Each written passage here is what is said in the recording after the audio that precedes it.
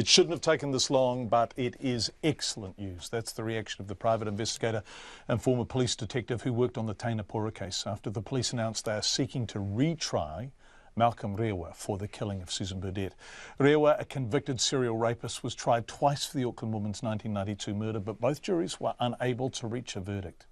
Instead, Tainapora spent more than 20 years in jail for Ms Burdett's rape and murder, but his convictions were overturned in 2015. I spoke to Tim McKinnel, who campaigned tirelessly for Mr Porter's release shortly after he got a call from police with the news. It's good news, and it's a step in the right direction.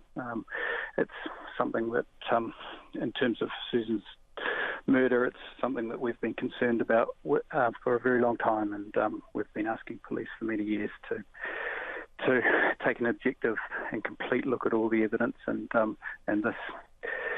this announcement suggests that that's exactly what they're doing now. We have to be careful, of course, because if this trial goes ahead, then Malcolm Rewa deserves a fair trial and sub judice applies and all that kind of stuff. So let's trace the story back to Tainapora and remind everyone of your involvement. It is simply a statement of fact to say that had you not begun to be confused about his conviction and what seemed on the face of it to be a striking lack of evidential support for it, none of this would be happening, Tim. Yeah, I mean, that's a generous interpretation. There's been a great deal of people that have been involved in this process, and it's excellent news, but there's a long way to go, and there's more work to be done. And I think the strongest thing we can say at the moment is that every indication is that the police are looking at Susan's murder with an open mind for the first time in a long time.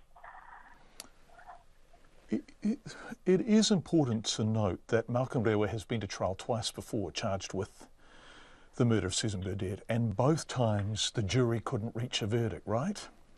That's correct. And so what happened after that? What do you believe happened after that? And once again, I need to say explicitly that there is no determination being made in this interview about guilt or innocence. But when you say the police are looking at this with an open mind, what happened after those two trials, do you think? Well, after a second trial, Taina was successful with an appeal, and he had his second trial. Taina was again convicted, and shortly after those convictions were entered, he was found guilty at his second trial in 2000.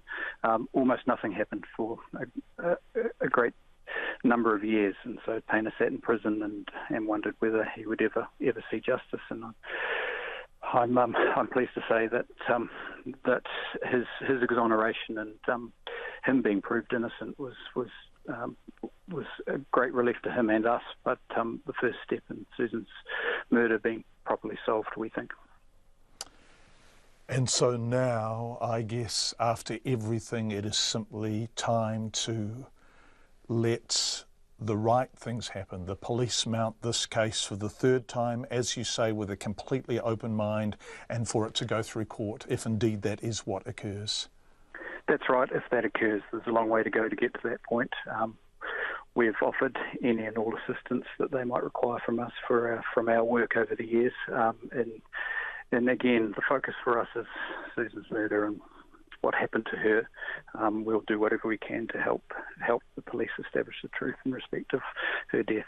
And do you believe that because of all the work you've done, and it has been extensive, that you may be able to provide evidential support for the prosecution case?